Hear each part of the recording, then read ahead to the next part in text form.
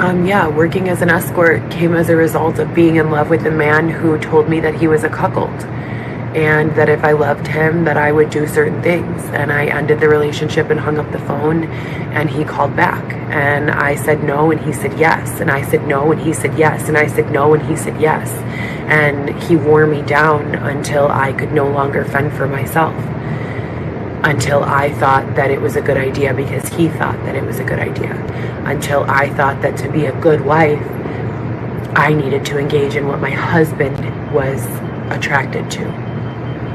So as I said, I'm not wrong for doing what I did. I'm wrong for being in a relationship where my core values of doing what my husband thinks is right and being submissive to my husband were challenged and proven wrong in those circumstances.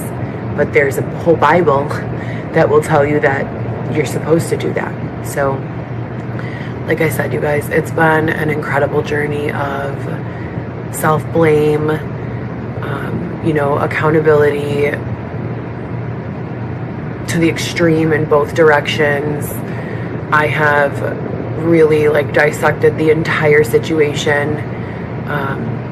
I didn't get into those situations on my own. I got into those situations because I fell in love with someone who found me in a very vulnerable place and really, really, really just used his own life circumstances and experience to guide me in a way that was not good for me. And I was not intelligent enough, not strong enough to stand up to him. I thought that I was doing the right things. I truly did. I truly did. I mean, I really, really did. I thought that I was doing all the things that I was supposed to do to create this lavish life for my children and I, and him, and by lavish, I mean, being able to pay the rent and still have money left over. So